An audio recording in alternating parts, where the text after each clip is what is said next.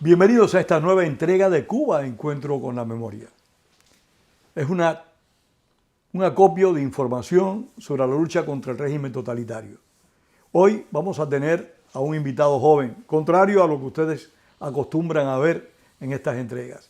Un joven cubano que combatió el régimen totalitario, por cuyo motivo estuvo en prisión varios años. Es más, aclaramos, es uno de los hombres de la Primavera Negra de Cuba, Regis Iglesias. Regis, gracias por estar aquí. Gracias, Pedro. Y muchas gracias sobre todo por la presentación. Ojalá fuera 1989 para poder ser joven de nuevo. Bueno, a mí no se me olvida, que el presidente del Komsomol soviético, que era la Liga de Jóvenes Soviéticos, tenía 60 años. Bueno, pero... Así que somos jóvenes todavía. Yo me atrevo a decir que yo soy joven. Bueno, sí, en espíritu sí lo somos, pero ojalá bueno, el cuerpo ya no funciona. No importa vivir de ilusiones. Hay que vivir de ilusiones. Las ilusiones no podemos perderlas. Y la juventud es algo precioso. Así. Que lamentablemente dura muy poco tiempo. Hay que reconocerlo. Gracias por la presentación. No, gracias a ti. Gracias a ti y gracias por invitarme también. Por la lucha y por la entrega de ustedes. ¿Cómo se funda el Movimiento Cristiano de Liberación? Bueno, el Movimiento Cristiano de Liberación se funda luego de un periodo de maduración entre un núcleo de laicos de la parroquia de Salvador del Mundo en el Cerro, en La Habana, que ya desde finales de los 70, principios de los 80, se reunían, hacían peñas en la parroquia luego de misa y discutían temas actuales de política nacional, internacional. También eran apoyados por el párroco de la parroquia del Cerro y bueno, aquello empezó a gestarse con las peñas. Luego en 1985, si mal no recuerdo, a raíz del sínodo de la iglesia, empezaron a circular unas hojitas escritas redactadas por el doctor Santiago Cárdenas, y luego de esto se empezó a publicar la hoja Pueblo de Dios, que yo digo que es uno de los precursores del periodismo independiente en los años 80 en Cuba. Pueblo de Dios se logró hacer una hoja que redactaban mimeografía Osvaldo, Santiago, Ramón Antúnez, Fernando Avedo, Dahuerto Capote y también el doctor Rolando Sabín. ¿Esos son los que constituyen fundamentalmente el Movimiento Cristiano de Liberación? Es el núcleo del Movimiento Cristiano de Liberación. Una vez que desde el obispado mandan a parar esta publicación independiente, Osvaldo y un grupo de ellos, entre ellos estaba Santiago Cárdenas, Ramón Antúnez, como te dije, Fernando Avedo y Dagoberto Capote, ese núcleo de 5 personas forman el Movimiento Cristiano de Liberación, porque dice, bueno, no nos permiten hacer una publicación que no es dentro de la iglesia, pero bueno, se reparte en el medio eclesial en las diócesis. Vamos a formar un movimiento cívico. O sea, pudiéramos decir que es una especie de respuesta al veto que le había puesto la iglesia. Que le había dado el cardenal. En ese entonces el obispo Monseñor Jaime Ortega. Un rival difícil y un enemigo terrible. Yo no diría enemigo, pero sí... No, me refiero a enemigo a la dictadura. A la dictadura. Porque el documento que se publicaba, por lo que tú describes, era independiente de la iglesia, pero combatía la dictadura. Sí. Sí, pero Monseñor Ortega fue el que mandó a detener la publicación en ese momento. y por eso es que se decide crear un movimiento cívico, porque bueno, se sentían laicos comprometidos con la sociedad y entonces quisieron pues trasladar a la sociedad esas inquietudes y esa visión que tenían de la sociedad y bueno, dijeron, vamos a salir, vamos a ser independientes y vamos a actuar. El cardenal Ortega estaba abiertamente de acuerdo con la convivencia con la dictadura, evidentemente. Recuerda que eran los años... Es el reflejo. Habían pasado los años del ENEC en el año 85-86. De hecho, la tesis que Bojaldo presentó en la ENEC, que era el Encuentro Nacional Eclesial Cubano, en donde fue un periodo interesante porque, bueno, se trató de buscar un acercamiento con el régimen con la iglesia y tratar de utilizar mutuamente sacar beneficio de esa relación. Previo a eso, recuerdo que vino la expulsión no tan, pero sí la sugerencia del padre Miguel Ángel Loredo que abandonara la isla. Él estaba en la parroquia de Santa Clara de Asís en Lauton. Permíteme un momentico, Miguel Ángel Loredo fue un sacerdote que estuvo en prisión varios años.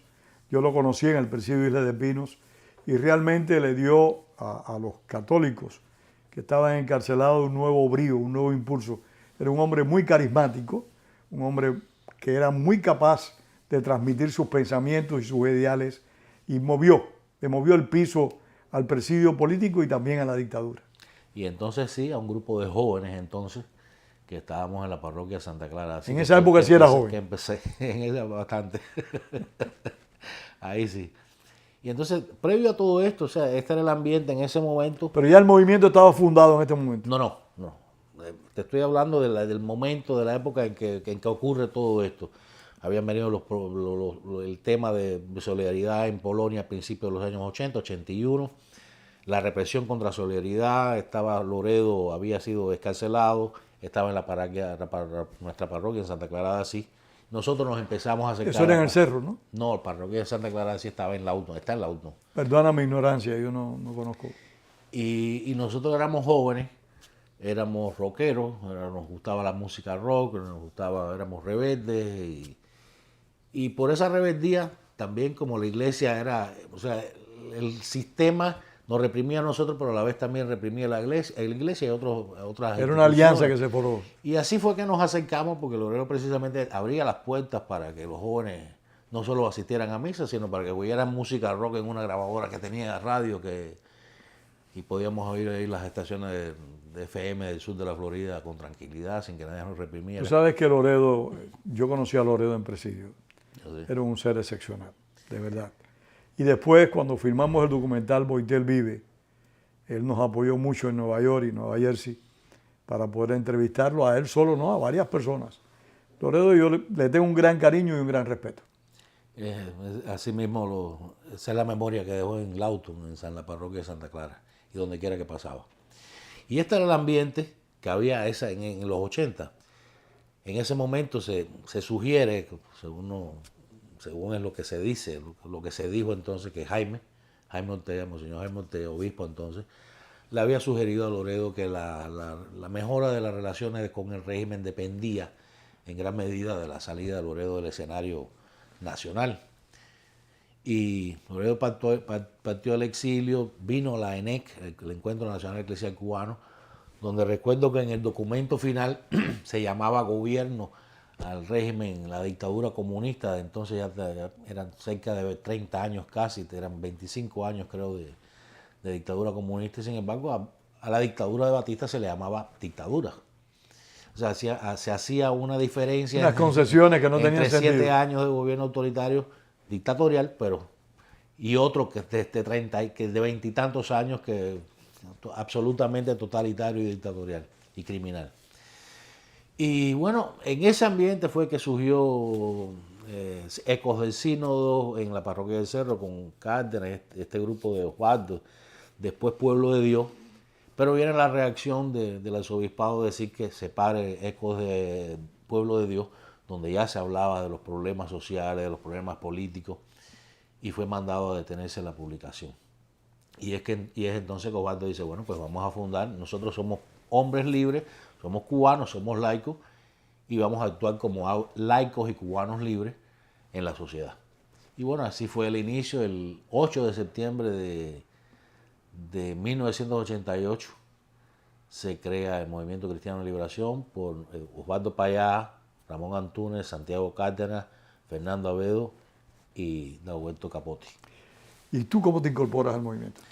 Bueno, nosotros precisamente por eso te hacía todo este panegírico, porque en medio de eso nosotros ya estábamos asistiendo a la Santa Clara, nos habíamos acercado a la iglesia, éramos todavía un grupo de jóvenes un poco díscolos y tal, pero estábamos medio encaminados y cuando nos llega esta información de que hay un grupo de jóvenes, porque ellos eran jóvenes en ese momento, todavía Osvaldo tendría 35, 36 años, era un hombre joven, Tú Dagoberto. tendrías 20 años cuando eso menos. Yo tendría 18, 19 años.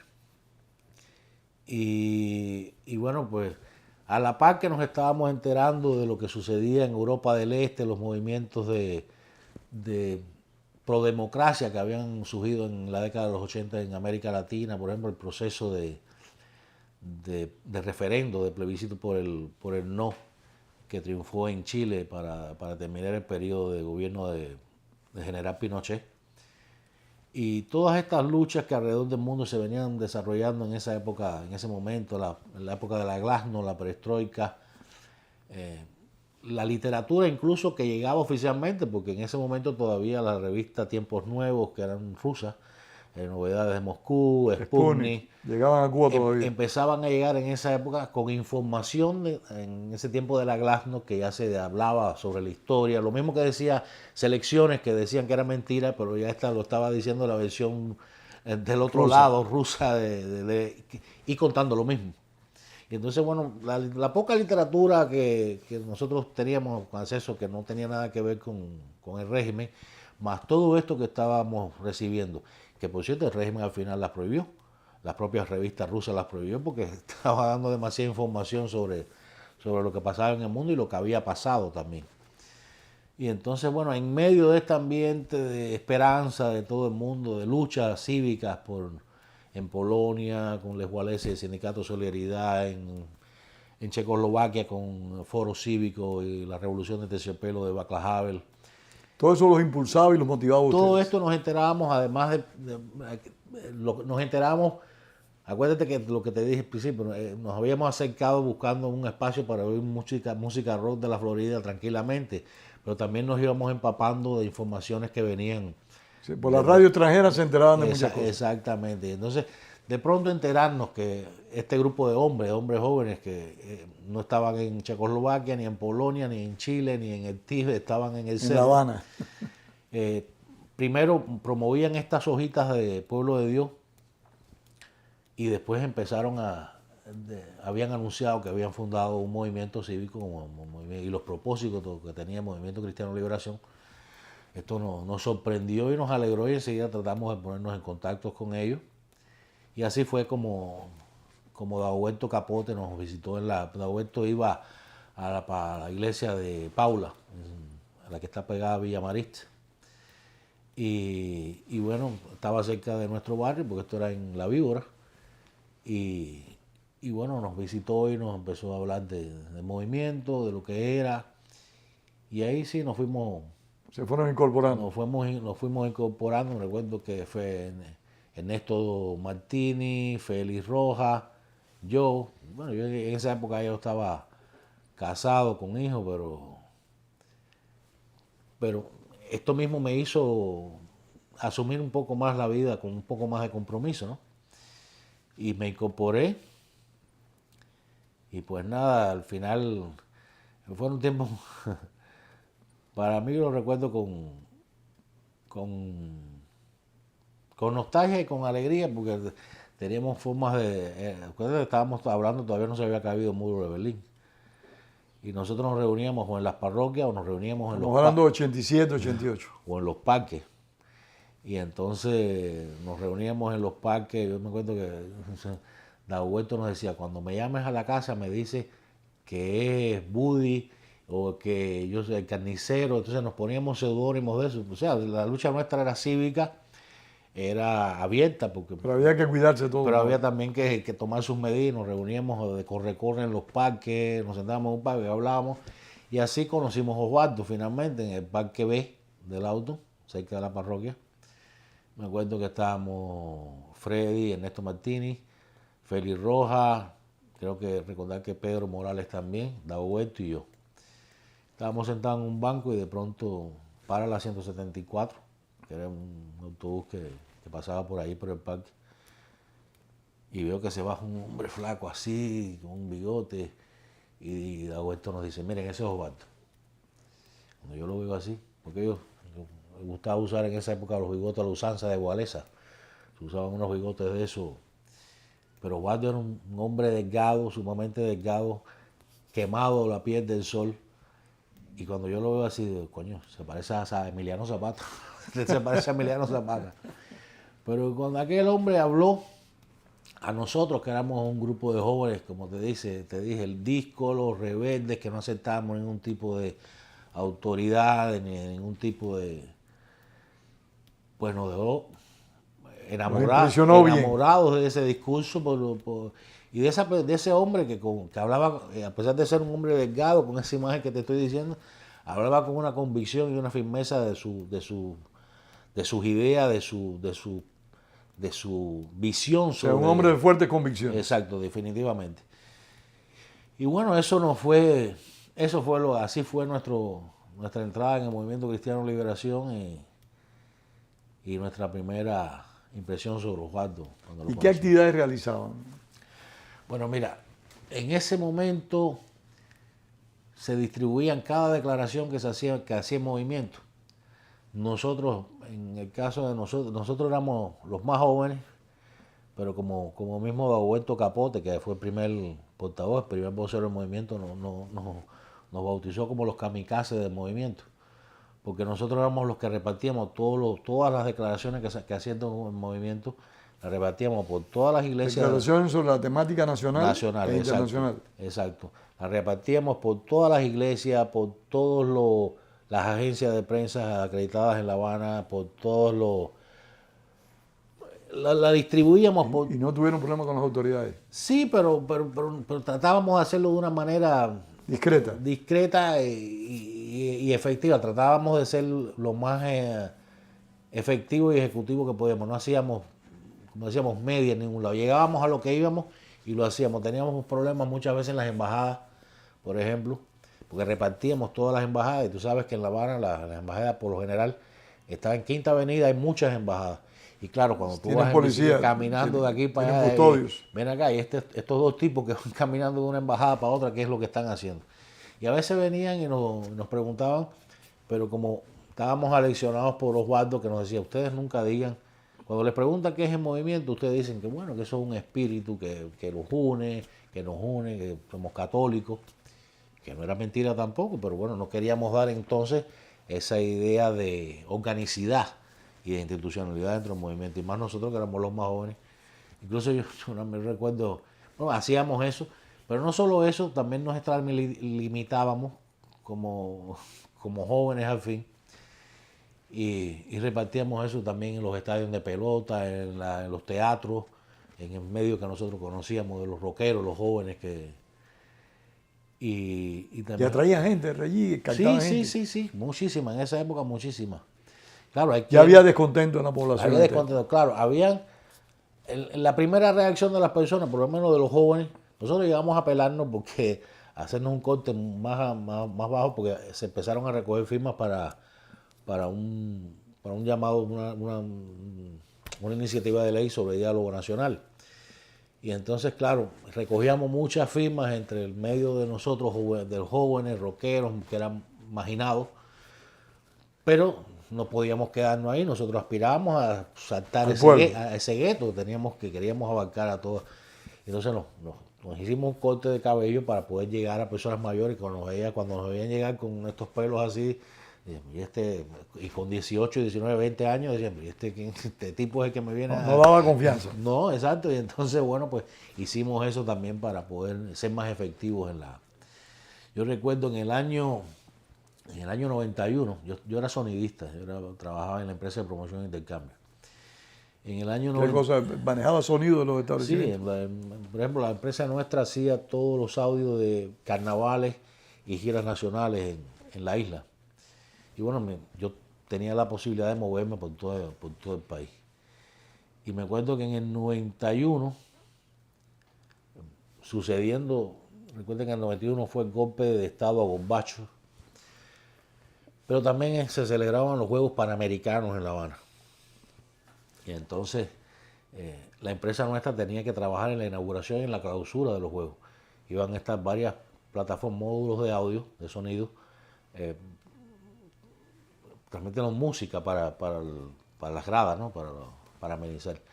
Y la única credencial que no vino para participar en esos días, la inauguración y la clausura, fue la mía. Por esos días iba a estar Fidel Castro ahí. Pero recuerdo que Osvaldo, una de las cosas que Osvaldo tenía era su responsabilidad. No trabajaba para la noticia, ni para el show, ni para el espectáculo. Si hubiera sido otro, como éramos nosotros en esa época, nosotros nos hubieran echado 30 años o nos hubieran matado pues, de inmediato. Porque en esa época yo recuerdo que yo un día le dije a Osvaldo, oye, mira, la empresa mía va a estar trabajando en la inauguración de los Panamericanos, vamos a aprovechar que hay mucha prensa aquí, si tú quieres yo voy a tener un micrófono, va a estar Fidel Castro ahí, puedo lanzar algunas, no sé, decir algo espectacular, algo medio. Dice, de ninguna manera, mira, primero eso va a ser noticia 2 días, te van a meter preso, que es lo peor, y después te van a dar 4 electroshocks, nosotros no vamos a poder hacer mucho al respecto, y se va a acabar tu historia ahí mismo. Otro me hubiera dicho, adelante, vamos arriba. Es probable, sí. Se hubiera aprovechado de esa ingenuidad y de ese ímpetu nuestro. Y también recuerdo una vez que cuando liberan a Mario Chanes, Mario va a vivir para casa de Julio. Perdona un momentico, Mario Chanes de Armas, ex prisionero político cubano, fue un hombre que cumplió 30 años de cárcel. 30 años, 3 décadas en presidio. Fue compañero de Fidel Castro en la expedición de Granma y fue atacante al cuartel Moncada. O sea, un hombre que luchó contra el régimen de Batista, pero que rápidamente, prácticamente de inmediato, se enfrentó a la incipiente régimen totalitario que impuso Castro en Cuba. Un hombre de gran valor personal y de mucha entrega patriótica. Pues decía, cuando liberan a Mario, Mario va a vivir a casa de Julio Ruiz Pitalúa, que había estado también 23 años en prisión, había sido capitán. Otro gran cubano, fue capitán del Ejército de la República y se dice... Y del Ejército Rebelde, sí. Y se dice que tuvo una alta participación en la lucha contra el régimen de Batista. Fue fundador de Los Plantados y era el único que estaba ahí en La Habana.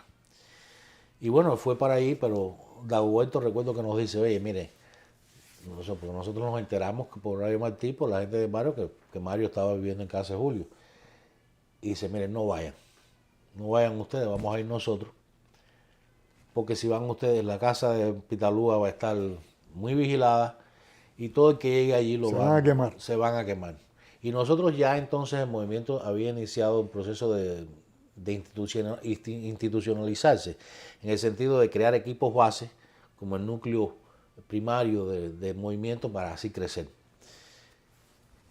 Pero nosotros dijimos que vamos a conocer a Mario Chanes, que Mario Chanes es un héroe, es una referencia para nosotros.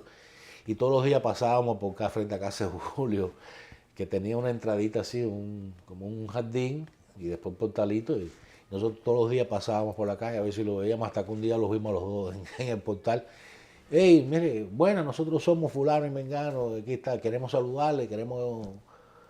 Ah, sí, yo no sé lo que habrán pensado ellos, nos saludaron con mucha deferencia también, y con mucha atención, pero me imagino que habrán pensado de pronto, ¿y estos satélites de dónde cayeron? Sí, señor. con es esos pelos. Ya después sí, con los años, con Julio, yo tuve una relación personal muy, muy estrecha y muy querido para mí, porque Osvaldo, te voy a decir algo, han habido muchas malas interpretaciones que yo no sé de dónde han salido, pero si algo, además de lo que él quería para Cuba, de su visión de lucha y de futuro para Cuba, si algo tenía Osvaldo, era que él hacía mucho hincapié en de dónde salimos nosotros, de dónde salía esa resistencia contra el régimen. y no veneraba algo más él que a todos los que habían luchado de otra manera, que era distinta a la de nosotros, pero para él eran unos héroes y eran la referencia. Él decía que los presos políticos cubanos, los plantados y los que no habían estado plantados, pero habían cumplido con dignidad esos años de secuestro por parte del régimen, habían sido digamos que ¿cómo decía exactamente él? Una especie de llama.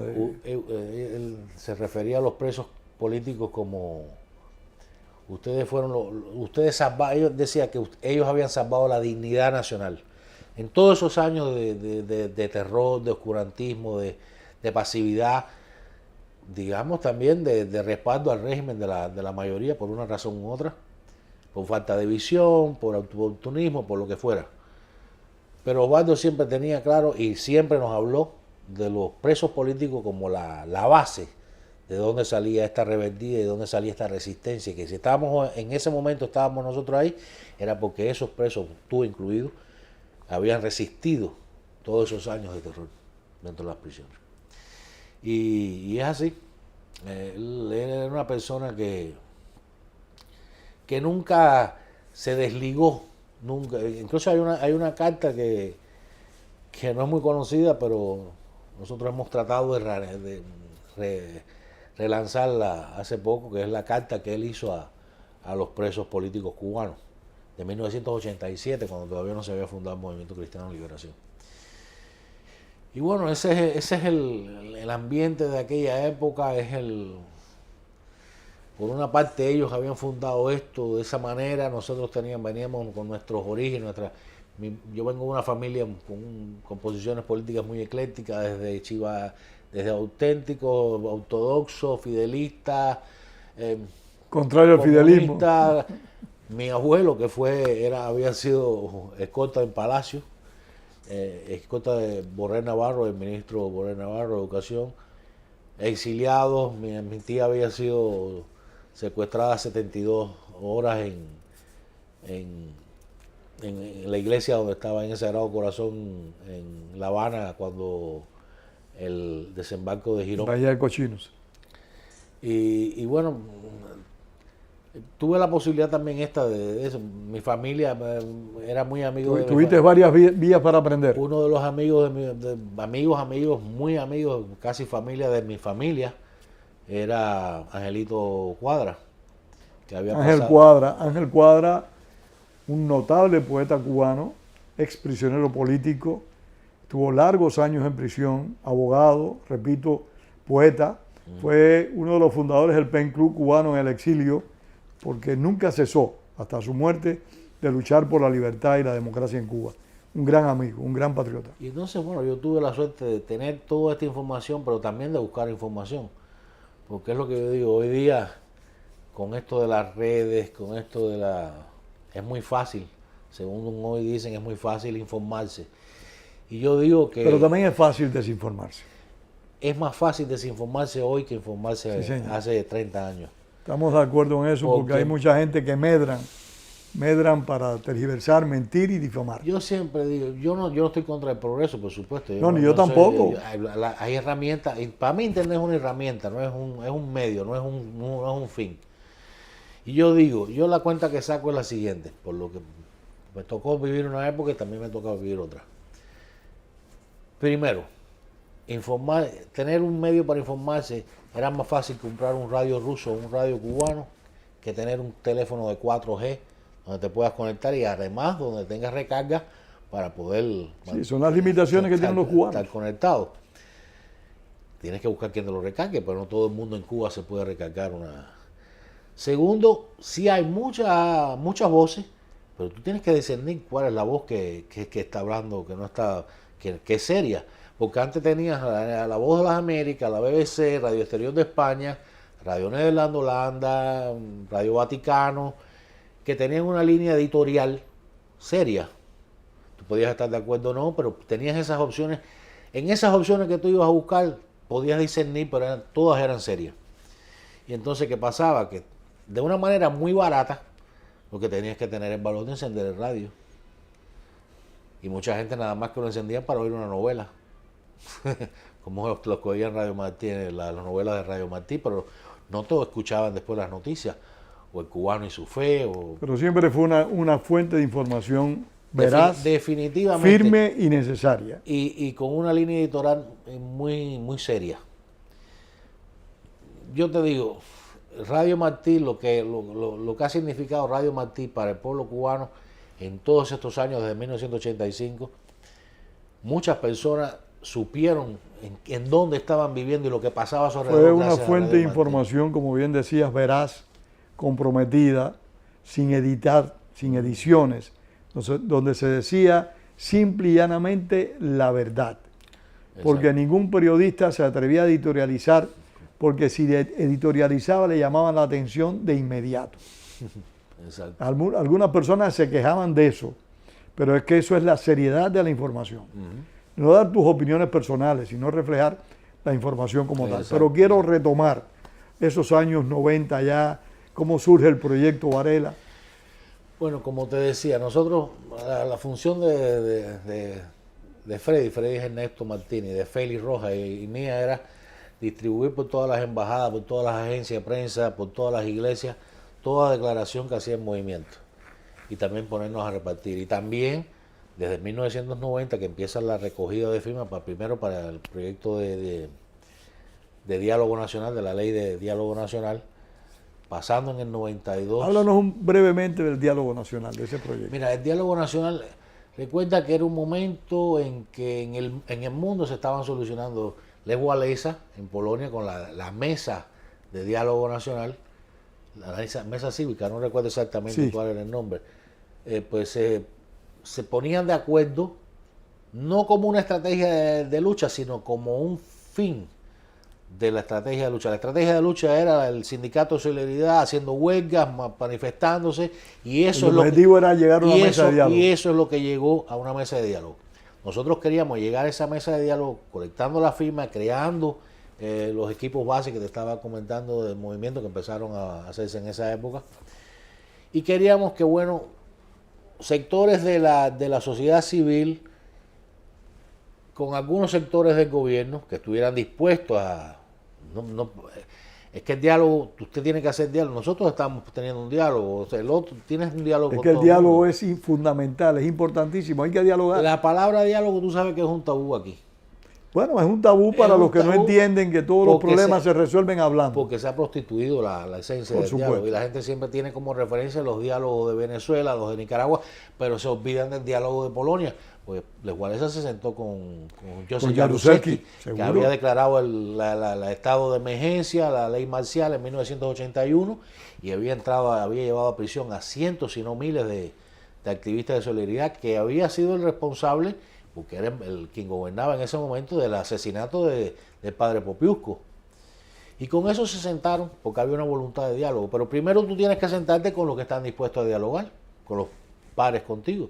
Si los demás quieren unirse, nosotros siempre lo que se dejaba abierta era la posibilidad de que si ellos querían, pues vinieran a dialogar con nosotros. No era que nosotros estábamos locos por sentarnos, bueno, ¿y qué vamos a poner en una mesa para que ellos se sienten? ¿Cuál es la fuerza? Lo hemos llevado a sentarse, ¿no? No tenemos fuerza para llevarlo a sentarse, y ese es el peligro. Me obligas a recordar a un amigo que siempre tengo en mi memoria, al que quise mucho y quiero mucho su memoria, al doctor Orlando Bosch Ávila. Orlando, que estaba preso en ese momento en una cárcel de Venezuela, creo que era en El Paraíso, me dijo en una ocasión: Pedro, dialogar no es malo. Simple y llanamente lo que uno tiene que tener fuerza para obligar al enemigo a dialogar. Exacto. Y me dijo una frase que no sé si será de él o de otra persona, pero la tengo en mi memoria siempre. La fuerza invita al diálogo y el diálogo a las concesiones. Exacto. Pues así mismo, y en ese espíritu siempre esa fue nuestra visión de lo que es un diálogo. Y bueno, después vino en el 92, bueno, momento, eso lo que provocó fue que cuando estábamos recogiendo la firma, que como te digo, la recogíamos primero en nuestros círculos. Estamos en los 90, ¿no? Estamos en el año 90-91. Las firmas se empezaron primero entre nuestro círculo familiar, amistades, las amistades de las amistades. Llegó un momento que empezamos, como te dije, a recogerla en los estadios, en los teatros, en los parques. Y Osvaldo decide abrir su casa en Santa Teresa 63 para ponerla a disposición de las personas, que todo el que quisiera pasar por ella Hay que tener coraje para hacer eso. Después que se hizo el anuncio en Radio Martí, y fíjate lo que es importante de Radio Martí, y lo que era importante de Radio Martí, la cantidad de personas que empezaron a pasar por ahí en el año 91 fue tremenda. ¿Y cuál fue la reacción del régimen? Pues traer a sus brigadas de respuesta rápida, los genízaros estos que se encargan de dar golpes. Estaba si mal no recuerdo, el Blas Roca, no sé qué, que es un de estos de construcción, y llevaba una agrupación era un grupo de construcción. De paramilitares Exactamente, entonces los llevaron ahí. El día que le hacen el asalto a la casa de Osvaldo no estaba en su casa, porque ellos habían decidido en el Consejo Coordinador del Movimiento, que era Osvaldo, Dagoberto, Fernando y Ramón y Santiago, que se iban a estar rotando. Uno iba a estar este día te tocaba a ti, el otro. Y un día que le tocaba a Dagoberto Capote, casualmente el 11 de julio de 1991, creo que 30 años antes de que el pueblo se lanzara a la calle el 11 de julio de 2021, las fuerzas estas como no encontraron vecinos ahí, que los ayudaron. A no ser, fíjate, los vecinos no, pero el tipo del partido del Poder Popular que vivía en el pasillo contiguo al Osvaldo, que murió aquí, por cierto, porque migró para acá tranquilamente. Qué cruel es el mundo. Creo que se llamaba Calderín o Calderón, algo así. Habría que preguntarle a Ramoncito Antunes, que es el que se acuerda bien de esto. ¿Qué hizo el personaje? Bueno, se puso al frente de estas hordas. O sea, ese que murió aquí fue Sí. el que se puso al frente para atacar la casa de Osvaldo. Atacaron la casa de Osvaldo. ¿Cómo se llamaba el personaje? Vale la pena que lo recuerdes. Tendríamos que preguntarle a Santiago o a Calderín, o a Ramoncito. Bueno, en su momento lo acotaremos. Algo así es no me habría que preguntarle a Ramoncito si se acuerda, porque se lo encontró aquí. O se enteró que había muerto, que había vivido sus últimos años, probablemente con un retiro aquí y una pensión. Una pensión aquí. Y entonces este individuo, el único vecino que se prestó fue él, vino todas estas hordas, entraron hacia la casa de Osvaldo, hacia adentro, rompieron la puerta, dieron una patada a la puerta, Dagoberto era el que estaba allí en ese momento, Osvaldo no. Tumbaron un busto de Martí que tenía en la mesa donde Dagoberto estaba con las planillas para los que recibía, para que firmaran. Los libros, se robaron muchos libros que tenía Osvaldo, y luego pintarrajearon la fachada de Casa Osvaldo, para allá, gente de la CIA, Viva Fidel, bueno, todas estas tonterías que ellos, con chapapote. Y bueno, en ese momento, después de esa reacción tan violenta del régimen a Osvaldo lo sacaron, a Dagoberto lo sacaron, y lo que impidió que lo masacraran todas estas tumbas fueron precisamente los vecinos, que él no vivía allí, pero los vecinos lo protegieron. Ya lo conocían por su relación con Osvaldo, de visitar la casa de Osvaldo. Y los vecinos fueron los que le salvaron la vida en ese momento, de una paliza, Y bueno, esa campaña por el diálogo nacional se detuvo en ese momento, porque dijimos, no vamos a... Ahí se paró la campaña. ¿Y cómo empieza el proyecto Varela? Bueno, también después de eso vino la campaña por el diálogo, el programa transitorio, en donde se pedía la renuncia de Fidel Castro ya abiertamente en el 92. Y viene el éxodo del 94 de los balseros, y muchos de los firmantes se habían ido. Y después tuvimos este proceso de crecer siempre. ¿Llegó a tener presencia nacional el movimiento? Sí, en toda la isla. Con mayor y menor número porque ya te digo, primero nos organizábamos como equipos base, y allí donde ya habían varios equipos base en un mismo municipio, pero varios barrios, se creaba un consejo regional, y después estaba el consejo coordinador y estaba... Bueno, sí, trabajaban por cédulas. Exacto. Éramos abiertamente opositores, nuestro trabajo era público, pero la organicidad dentro del movimiento había que protegerla. Era la que había que proteger a toda costa. Y tuvimos suerte en ese sentido, porque no recuerdo muchas veces que nos hayan podido penetrar desde el punto de vista de la inteligencia del régimen. Y ya en el año, en una época que siempre se hablaba mucho se insistía que el régimen no era una democracia, por supuesto, y el régimen contraatacaba diciendo que sí eran una democracia, pero que tenían que entenderlos porque no entendían que era otro tipo de democracia. Y que bueno, que en Cuba el pueblo elegía, que el partido no nominaba. Y entonces nosotros decidimos postularnos para diputado de la Asamblea Nacional. Recogimos, como en Cuba la ley decía verdaderamente, que en Cuba todo ciudadano cubano tiene derecho a elegir. La farsa está bien montada, hay que Exacto. decir. Pero bueno, nosotros lo que queríamos era desmontarla.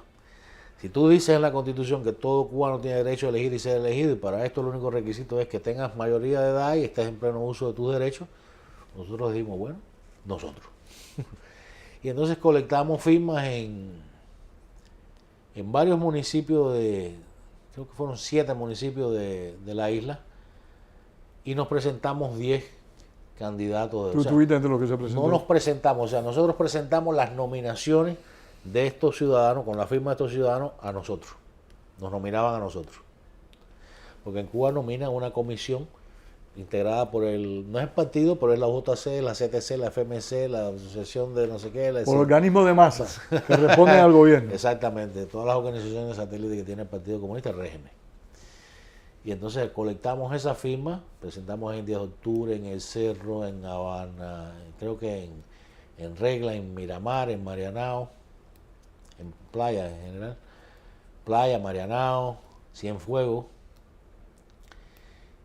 Las presentamos, yo me acuerdo que éramos 3 como 10 de octubre era el municipio más populoso de Ciudad Habana, nos presentamos 3. O sea, el respaldo de las firmas era para nominar a 3 candidatos. Eran José Rodríguez, Ernesto Martínez y yo. Yo fui con José Rodríguez a la comisión electoral del municipio. Llegué, sí, yo creo que era presidente de la comisión. ¿Cómo reaccionaron ahí? Se quedaron así. Sí. ¿Usted tiene cita? No, pero dígale que vengo a presentarle unas candidaturas. La mujer entró, el ratico vino, sí pasan, que yo cuando entré a la habitación. Eso es algo inesperado. Estaba el hombre sentado en su buró y había un individuo sentado en un butacón que no decía nada. Y entonces yo, me presenté, le dije, mire, yo vengo para entregarle estas candidaturas que están nominadas por la firma de ciudadanos vecinos de este municipio. Todo ciudadano cubano no puede elegir y ser elegido. Bueno, estos quieren hacerlo así, fuera de la comisión electoral. Y entonces me dice, él se queda así cuando le pongo la firma y le pongo... Dice, bueno, pero tú sabes que las votaciones, esa es la inteligencia de ellos, tú sabes que las votaciones, las nominaciones se hacen a mano alzada en una reunión. Usted está, yo digo, no, disculpe que lo interrumpa, usted me está hablando para los delegados de circunscripción. Yo le estoy hablando para diputados nacionales. Y la ley y la Constitución lo que dice es que todo cubano tiene derecho a elegir y ser elegido. Y que para esto nada más tiene que ser mayor de edad y estar en pleno uso de sus derechos. Y el hombre se queda así. Mira hacia el otro que está sentado en el butaco y dice, ¿es verdad que la Constitución dice eso? ¿Es verdad que la Constitución dice eso? Entonces los hermanos se queda así. Bueno, yo te doy respuesta en 72 horas. Todavía estoy esperando una respuesta. Pero bueno, tuvieron que aceptar. Pero es una acción cívica muy importante. Sí. Y que luego, desgraciadamente no tuvo la repercusión necesaria. Ya, pero por lo menos, son... después delante de nosotros nunca pudieron hablar de... Y entonces, inmediatamente eso, que fue en 1997, las elecciones, o sea, se lo presentamos, yo me acuerdo que fui exactamente a presentarlas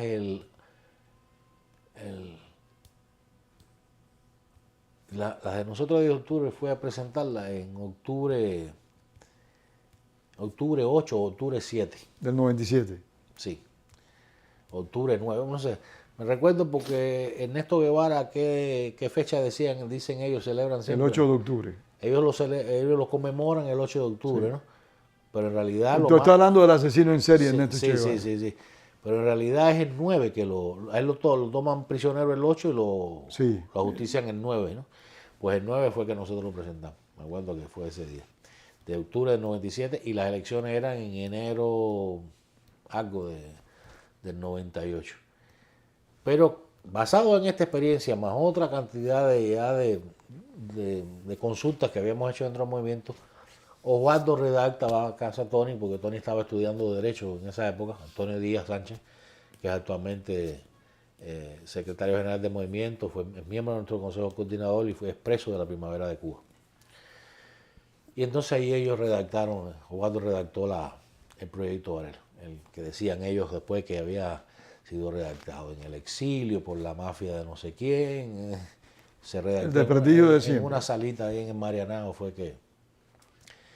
Y se presentó, creo que si no mal recuerdo la primera vez, el Papa venía no sé si es el 98 fue el Papa. 98, pero fue 20, 21 de enero, va por ahí. Bueno, ya estando el Papa aquí, un día después fue que se presentó públicamente, se hizo el anuncio del proyecto Varela. Y empezamos a colectar las firmas entre nosotros, el movimiento. Y ya teníamos una buena cantidad de firmas hasta que un día, o sea, en el 98, no, en el 90, la cumbre iberoamericana fue en el 99, ¿no? Sí. Y entonces se redacta Todos Unidos, la declaración de Todos Unidos, que era una declaración de intención de la mayoría de los grupos de la oposición que habían entonces en la isla.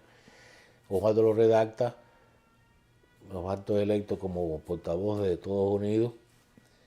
Y entonces pues se hace un llamamiento. Todos Unidos era una agrupación de varias organizaciones que combatían al régimen. No era una coalición como tal, era como vamos a decir un grupo de consulta.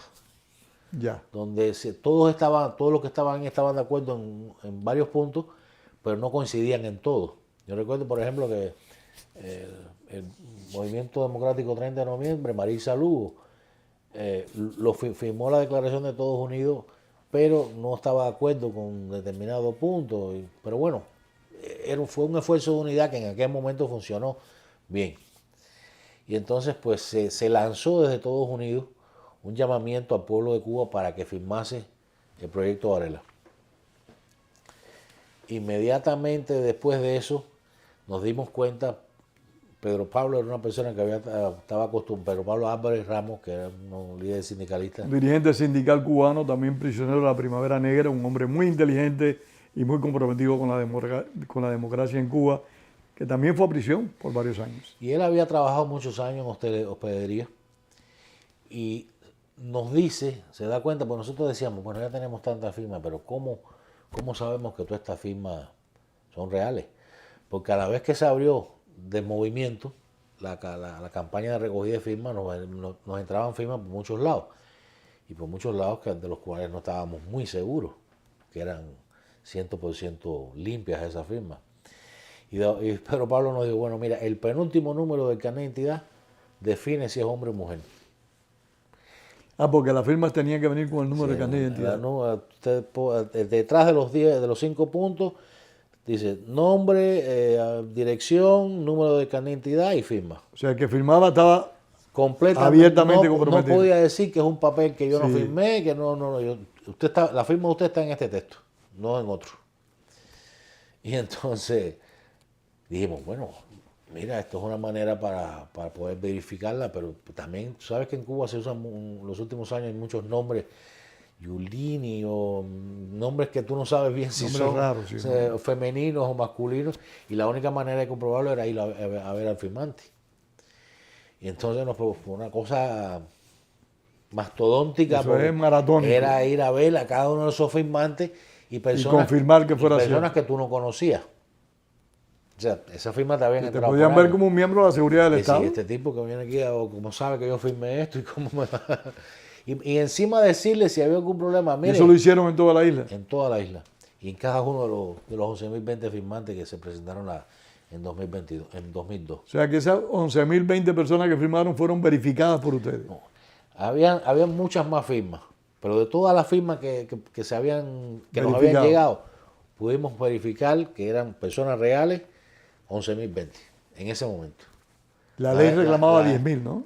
Sí, y las demás eran falsas. Y eso también a su vez nos permitió dos cosas. Primero, crecer, que era lo importante, porque a la vez que empezamos a verificar, no todos los que se habían comprometido desde Estados Unidos al llamamiento para que el pueblo firmara aquello, fueron consecuentes luego con esa campaña.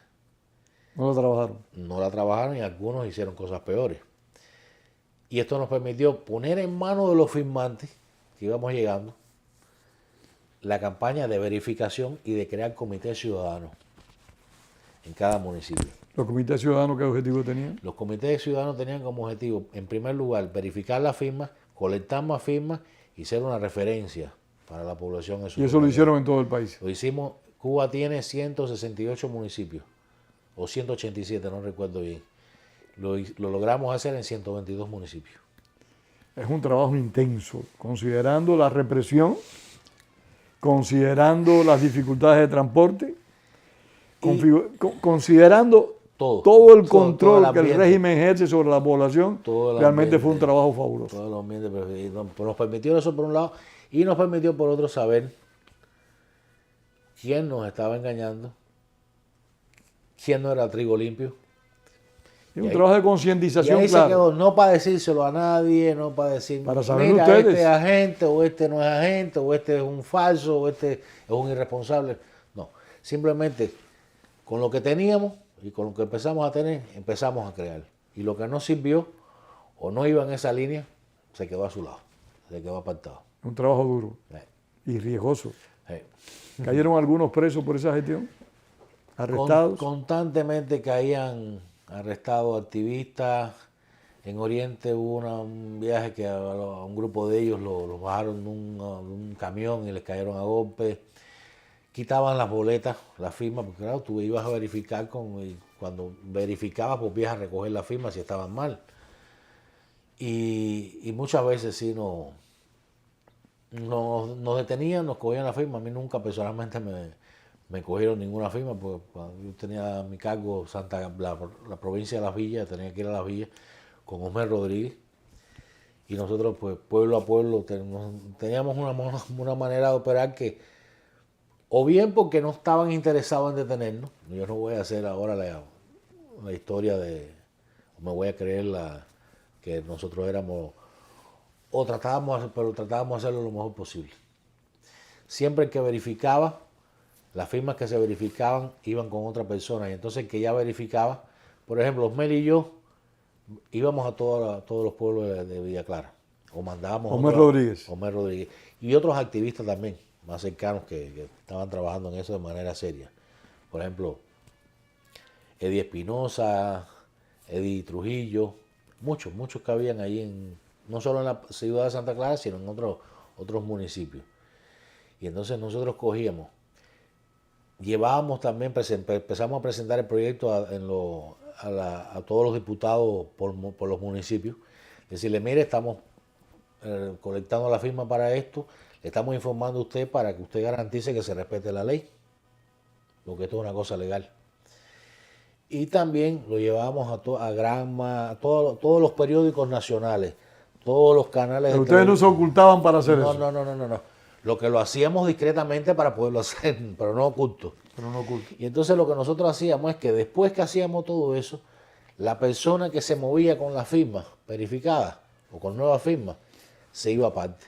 Nosotros nos dábamos, ya salíamos, ya dejábamos de hacer la cosa un poco cuidadosa y como que un poco que nos mostrábamos más para atraer hacia nosotros. Y que el que tenía los documentos pudiera ir. Que el otro pudiera salir en un tren, en un camión, en lo que fuera para La Habana. Y bueno, así pudimos colectar y verificar esa firma. No solo las 11.020 que presentamos primero, sino las 13.000 que ya tenemos. Cuando nosotros nos arrestan, nos secuestran y nos condenan, ya nosotros en ese momento teníamos 13.000 nuevas firmas de las 14.384 que se presentaron estando nosotros en prisión. ¿Cómo se produce la entrega de las firmas a la Asamblea Nacional? Bueno, también fue una operación de esta un poco a la manera de Osvaldo y a la manera nuestra, porque en esos días venía Carter y la tía Osvaldo vivía frente al Parque Manila en el cerro, y estuvo como 15 días todo el Parque Manila tomado, y cada vez que salíamos de casa de la tía Osvaldo, eran dos tipos atrás de nosotros, aquí dos tipos, íbamos al frente a comprar pizza en una cafetería que había allí, y iban detrás de nosotros a hacer la cola con la pizza, aunque no se comieran una pizza. Y así estaba la situación. Tenían cámaras grabando, vigilando de casas frente a la de Osvaldo, frente a la de casa. ¿Ustedes no habían avisado que iban a entregar los documentos a la Asamblea Nacional? No. Y entonces Carter venía, creo que era un domingo, domingo 12 de mayo. Estás hablando del presidente Jimmy Carter, Jimmy Carter, en 2002. Y entonces, que habló muy bien de Osvaldo sí, Payá. en ese momento sí fue un apoyo muy grande porque era la primera vez que por televisión nacional se hablaba del proyecto Varela. Y se decía, bueno, publíquenlo porque, para que la gente lo conozca. Ustedes no dicen que los medios son del pueblo, pues, y los paga el pueblo, pues el pueblo tiene derecho a saber lo que están proponiendo ellos, que son del pueblo también. Yo me atrevo a decir algo que tal vez para algunos cubanos no sea de agrado, pero yo creo que los cubanos tenemos una gran deuda con el presidente Jimmy Carter. Porque cuando los derechos humanos estaban escondidos, estaban perdidos en la política internacional, fue Jimmy Carter quien los rescató. Y los cubanos fuimos favorecidos en gran medida por ese impulso del presidente Carter a los derechos humanos en las conferencias internacionales de Naciones Unidas en Ginebra, que se denunciaba de manera sistemática y permanente las violaciones a los derechos humanos que ocurrían en Cuba. ¿Gracias a quiénes? Gracias a, en primer lugar, a Ricardo Bofill, que hay que decirlo. Y después a organizaciones del exilio como Mar por Cuba, que dirige la señora Silvia Iriondo, otras muchas organizaciones que pido perdón por no recordarla y porque nos robaría mucho tiempo. Pero hay que hacer justicia y decir el trabajo que hicieron Jimmy Carter y que hizo eco en muchos cubanos en esas reuniones periódicas de Ginebra, de Naciones Unidas, que cubrió Radio Martí de manera constante y permanente. Exactamente. Yo quiero decir sobre esto, no hay político perfecto y no hay ser humano perfecto. Por supuesto. Pero los cubanos sí no pueden decir que Jimmy Carter, gracias digamos, a las gestiones de Jimmy Carter, muchos presos políticos que habían estado en las cárceles, en las memorias cubanas de los años 60, pudieron salir e incluso muchos viajar aquí o a otros lugares. Y eso es una cosa que el pueblo cubano, los cubanos no pueden olvidar. El único presidente estadounidense al cual yo creo que los cubanos no tienen nada que agradecerle es a Barack Hussein Obama. Completamente equivocado porque fue un error su proyección política y yo creo que es el único con el cual no tenemos una deuda por pequeña que esta sea. Sí, porque incluso en el año 80 el puente Mariel pues, le dio la posibilidad a miles de cubanos de poder, muchos que ni siquiera eran políticos. La política de Carter tal vez no tuvo la firmeza que muchos de nosotros hubiéramos queriera que tuviera. Pero bueno, es lo que te estaba diciendo. Pero bueno, él gobernaba Estados Unidos, no gobernaba para Cuba. No, y no era un hombre, no estaba exento por de supuesto errores también. Y bueno, pues nada, eso fue lo que pasó. Se pudieron colectar la firma de esa manera. Nos permitió organizarnos. ¿Y qué es lo que pasa? ¿Y cómo fue la entrega? Háblame de la entrega porque el tiempo corre. De eso te estaba diciendo. La entrega fue de esta manera. Nos reunimos en casa de Osvaldo, estábamos en el cuarto de la casa de la tía de Osvaldo, la tía Beba, donde teníamos las impresoras que nos había facilitado amigos de la iglesia. Eran de uso, viejas, pero con esas pudimos hacer muchas cosas. Y estábamos ahí donde trabajamos, verificábamos las firmas verificadas, chequeaba nombre por nombre todos los listados. Eso fue en casa de la tía Osvaldo. ¿Cómo se llamaba la señora? ¿Vale la pena? Josefina Payá. ¿Vive? Nos falleció lamentablemente hace unos años aquí en el exilio. Después de la muerte del asesinato de Osvaldo, ella vino para acá. No quería venir, pero bueno, vino. Y no sé si fue de nostalgia o de qué, porque era una cubanaza de esa tremenda. Bueno, era la tía Beba. Nosotros le decíamos la tía Beba. Era nuestra tía también. Siempre, cada vez que íbamos a la casa y todo el que llegaba, ella se las arreglaba de alguna manera. Siempre buscaba pan viejo para preparar un pudín y hacía café a todo el que llegaba. Y ella se paraba en la puerta cuando nosotros estábamos trabajando y decía, pudín, agua y café. Nosotros sí bebemos así. Pudín, qué rico. Y siempre nos traía un pudincito, café y agua. Y después venía, un poquito de agua, un poquito de café. Y así nos tenía todo el día malcriados. El pudín es un plato exquisito. Y así la tía Beba. Entonces recogieron los documentos ahí. Teníamos todo preparado ya.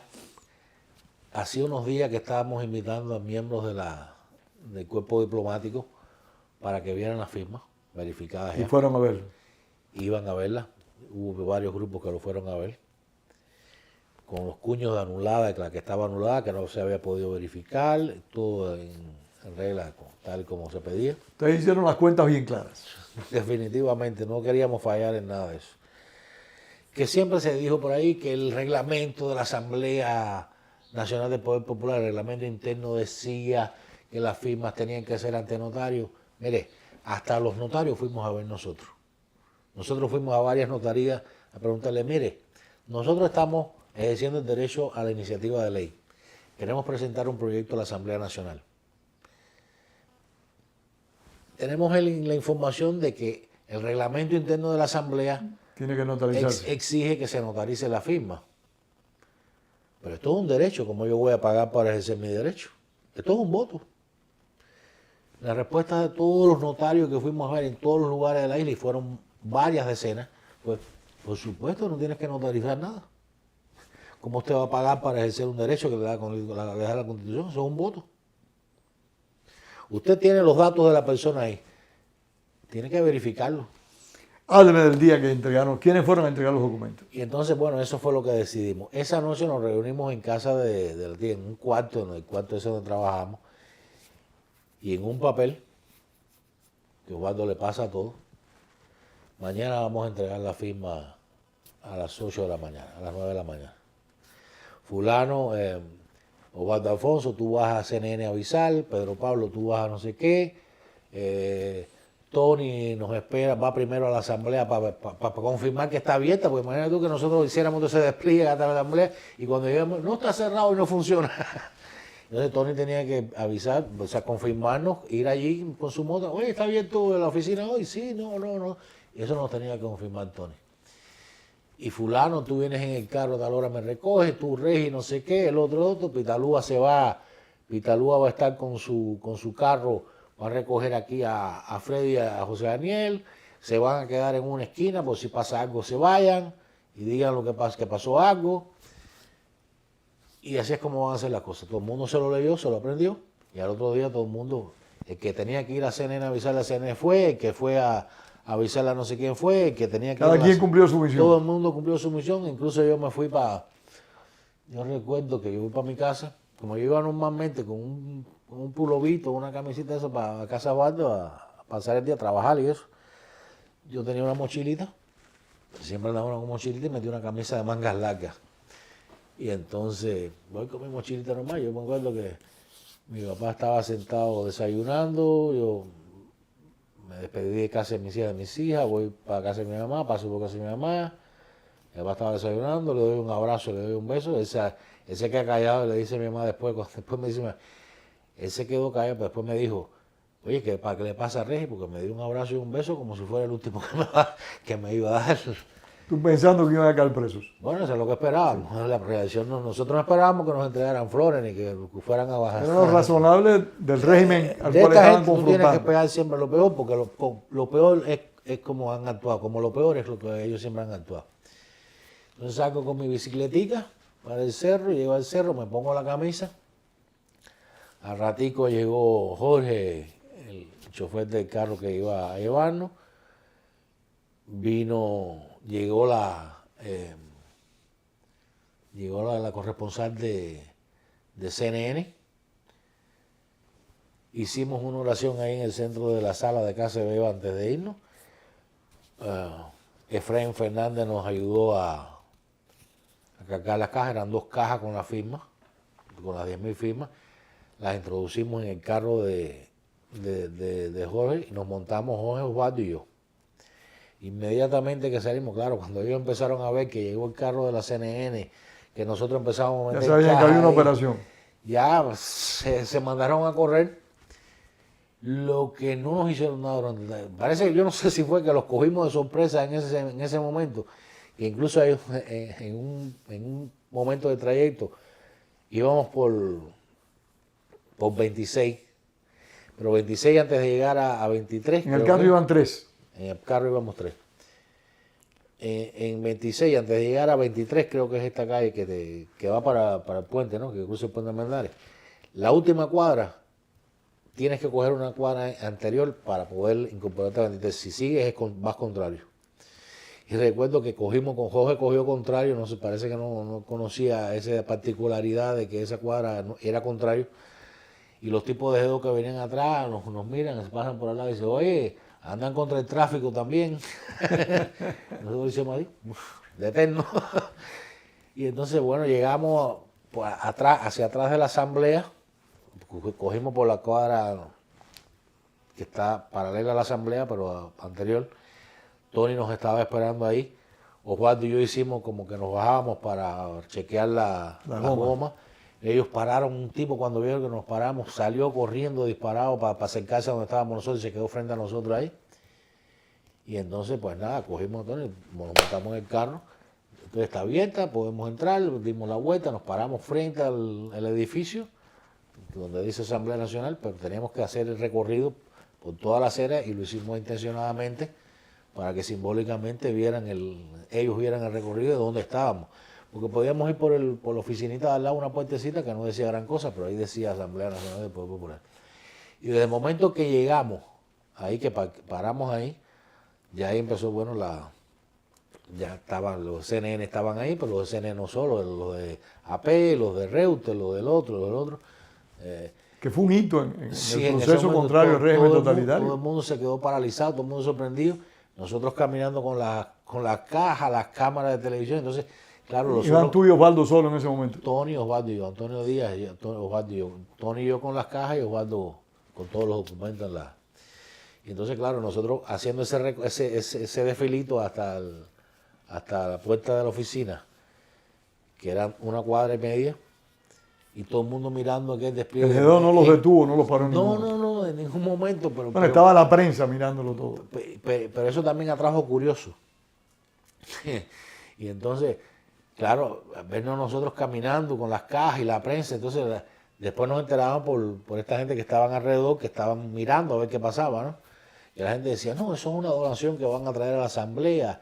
No, que no sé, había un tipo que era director del periódico Trabajadores del Régimen, que trabajaba en un programa de la mesa redonda, aquella que es un bodrio, pero ese tipo entraba en ese momento también, miraron, todo el mundo miraron ahí porque era diputado. Y nosotros llegamos a la puerta y dice los vatos, mire, venimos a entregar el proyecto Varela. El hombre ¿cómo que? Sí, nosotros queremos entregar este proyecto de ley aquí a la persona. Entró el hombre con la misma, bueno, entren, ¿cuántos van a entrar? No, somos 3. Entramos ahí, llamaron a la mujer, creo que era apellido Columbier, la que recibía los documentos. Osvaldo le explicó lo que era, le enseñó la firma, le enseñó las actas en limpio. La prensa estaba detrás de ustedes. La prensa estaba afuera. Nosotros entramos los 3, porque nada más que podían pasar 3 personas. Y entonces, pues nada, la mujer con mucha urbanidad. Muy ecuánime. Nosotros también muy urbanos. Y dije, mire, esto es una carta para el presidente de la Asamblea, que era en ese momento Ricardo Alarcón, hablándole del tema, para que la presenten y para que se convoque al referendo. No es que la discutan, es que ustedes convoquen al referendo sobre esto. De ahí salimos, entonces cuando salimos, bueno, ya estaba hasta la prensa esperándonos del grupo, todos los vecinos, todos los marchantes que estaban en ese momento ahí. Yo recuerdo cuando yo salgo, el custodio que estaba ahí, un señor mayor, el hombre estaba que miraba para aquí, miraba para allá, estaba parado al lado de nosotros. Yo le pongo la mano así por el hombre y le digo, hay una canción que me da mucha risa a mí por esa frase que decía Juan Luis Guerra en una canción que el costo de la vida, algo así se llama, pero hay una parte que dice, tranquilo Bobby. Yo le digo al custodio, tranquilo Bobby, no va a pasar nada, no pasa nada. Y bueno, no fueron detenidos ustedes ahí a la salida ni nada. En ese momento no fuimos detenidos, de ahí. ¿Eso qué día fue? El 10 de mayo de 2002. De ahí fuimos a la iglesia de la Inmaculada a presentar ante los pies de la Virgen el proyecto. La prensa nos siguió de ahí. Sí recuerdo que en la acera, cuando salimos de la iglesia, empiezan de nuevo a entrevistar a Osvaldo y Osvaldo empieza a hablar en voz alta, pero ahí mismo hay una parada de autobús y entonces todo el mundo estaba oyendo lo que estaba diciendo. En eso pasa una muchacha y se queda así mirando a Osvaldo y dice, eso es verdad, eso es verdad lo que está diciendo. Y de ahí, pues nada, ahí fuimos hasta casa de Vladimiro Roca, que lo habían liberado en esos días y no habíamos podido irlo a ver. Vladimiro Roca, ex prisionero político cubano, un hombre hijo de uno de los líderes comunistas. Sin embargo, asumió su compromiso patrio y confrontó al régimen totalitario. Fue uno de los firmantes de un documento también histórico, al igual que el proyecto Varela, llamado La Patria es de Todos, porque es verdad, la patria es de todos. Exacto. Y bueno, pues nada, fuimos hasta casa de Vladimiro a saludarlo, porque hacía una semana que él había salido de libertad y no habíamos podido irlo a ver porque estábamos en los preparativos de esto. Y estuvimos un rato ahí en casa de Vladimiro, le dijimos que lo que habíamos hecho. Y bueno, ya después regresamos a casa de Osvaldo y también ahí había mucha prensa esperándonos y bueno, lo que pasa esos días, ¿no? De euforia. Y la reacción del régimen. La reacción del régimen, Fue apoteósica. Yo creo que fue, sí, pero ¿qué nos han hecho esta gente? ¿Cómo pudieron? Mira, les pusimos gente, les deteníamos gente, les golpeábamos gente, les arrestábamos gente. ¿Qué pasa? Que nosotros por lo general, a no ser que en el hecho represivo hubiera implicación de violencia física, de golpe, no nos gustaba hacerlo público. Si me cogían a mí, me daban una advertencia, no se decía, porque no queríamos amplificar la represión. Porque esto es un proceso legal. Si tú te pones a decir que en un proceso legal lo están reprimiendo, la reacción de la gente es decir, bueno, coge miedo. No lo hago. Coge miedo. Entonces, pues nosotros seguíamos haciendo. O sea, callaban eso para que la gente se sumaran al proceso. Exactamente, porque era una cosa legal. No, Sí. no estábamos engañando a nadie, pero no estábamos amplificando la negatividad. Era una de la estrategia represión. sabia en ese aspecto. A no ser que en el hecho represivo estuviera implicado una golpiza, por ejemplo. Eso sí se decía. Pero es interesante apreciar la reacción del gobierno, aquella convocatoria de Fidel Castro, la reforma constitucional que él hizo. Pero fíjate, Pedro, ellos lo probaron todo, te estoy diciendo que ellos lo probaron todo. Esa represión así, el movernos el piso con algunos factores dentro de la oposición pública, que actuaron no como opositores, nos metieron firmas falsas, decían que, pues sí, bueno, eventualmente íbamos a recoger la firma, como si recoger la firma Fuera fácil. coser y cantar, pero bueno, que el régimen, pero entonces ¿para qué tú estás llamando al pueblo a que firme? No, yo sí creo que esto va a caminar. Si no camina es porque ellos lo reprimen, pero tienen que matarnos para esto, tienen que encarcelarnos a todos para esto. ¿Cómo hicieron? Claro, pero tenías que hacerlo. Y entonces probaron todo, probaron a tratar de decirte que el proyecto Varela era punible, el invento lo que te estoy diciendo, el reglamento interno de la Asamblea, y todo este discurso venía no del gobierno, porque el gobierno punto en boca, el gobierno lo que hacía era reprimir, pero usaba todos sus resortes posibles para tratar de impedir y sabotear el proyecto, de allá y de aquí. Entonces, ¿qué pasó? A la vez que vieron que no pudieron con eso, crearon hicieron el llamamiento de las firmas para que primero dijeron para la intocabilidad, para la ineligibilidad, yo no sé cuántos nombres le pusieron y le quitaron. La irrevocabilidad de la Constitución. La irrevocabilidad del carácter socialista de la revolución, que era irrevocable eso. Pero incluso así, y colectando firmas incluso de presos, que no tienen derecho al voto, para ajunar las firmas que ellos querían presentar públicamente para esta enmienda a la Constitución. Incluso después que lo hicieron, Pedro, no eliminaron, porque fue el inciso, no sé si D o E del artículo 3 de la Constitución.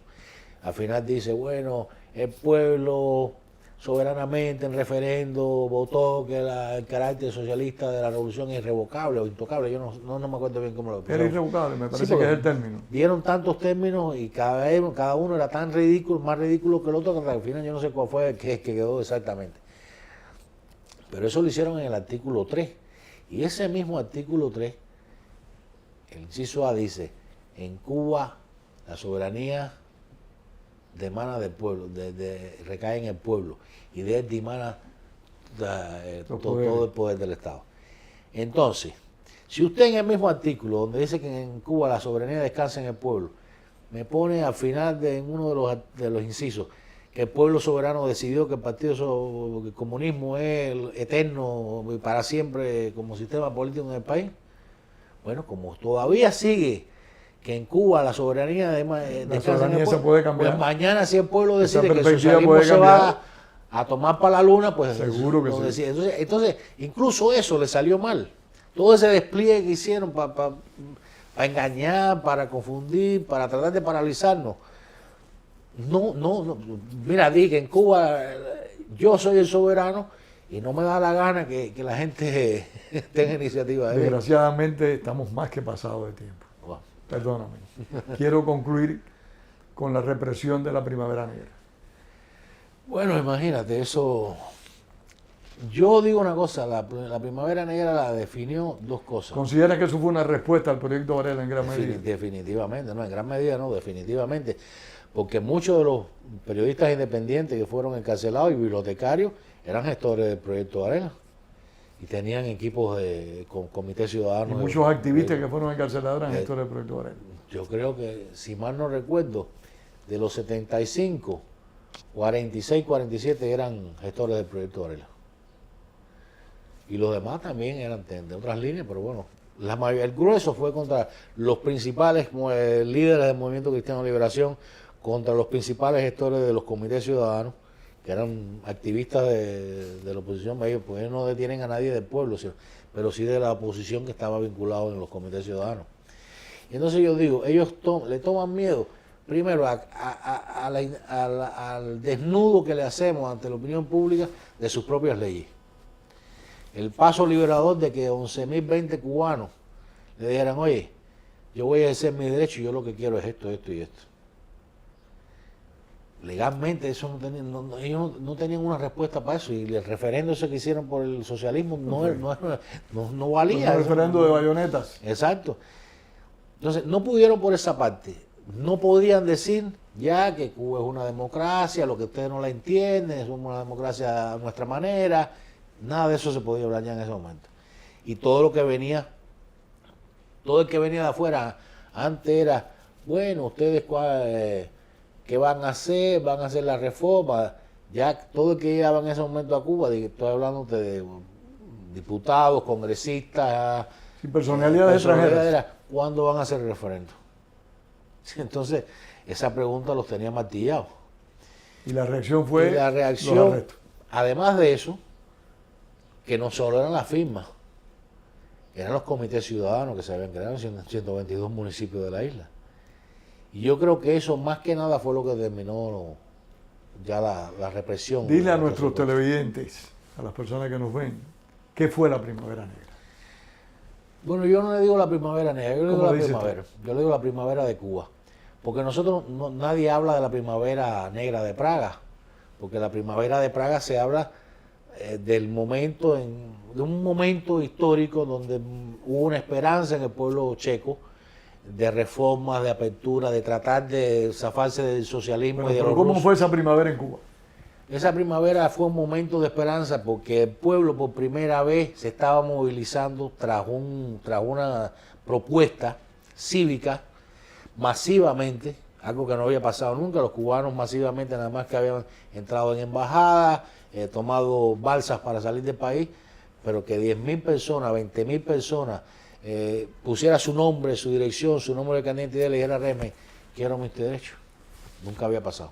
Yo creo que es importante, Reggie, así no había pasado. que recordemos esos meses, esa primavera del año 2003, donde muchos de ustedes fueron arrestados en toda la isla, como consecuencia, como tú bien destacas, de haber presentado el proyecto Varela, que el gobierno se asustó y le hizo un profundo daño a la oposición, indiscutiblemente, a tomar una gran cantidad de ustedes como presos. Porque te vuelvo y te repito, Pedro, no es solo la firma y el asunto legal y constitucional del desafío constitucional para el cual no tenían respuesta. Era también el tema de los comités ciudadanos, era organizar de esos firmantes, ya yéndose a organizar y estar en 122, no era en las 14 provincias, era en 122 municipios de esas 14 provincias. Se tenía de todo el país. Y esa organización de los ciudadanos era lo que ellos más le tomaron miedo. Y decidieron, por eso es que desataron la represión, Pero la represión es parte de la primavera. Los presos de 2003 son los presos de la primavera porque fueron los gestores de la primavera de Cuba. El momento de esperanza, el momento de que vimos el cambio ahí, que era posible. Porque nosotros creímos, no en que se iba a hacer el referéndum quizás, pero que íbamos a obligar a sentarse al régimen, como dice, hablamos ahorita del diálogo. Una última pregunta, ¿tienes confianza en el futuro? Por supuesto que sí.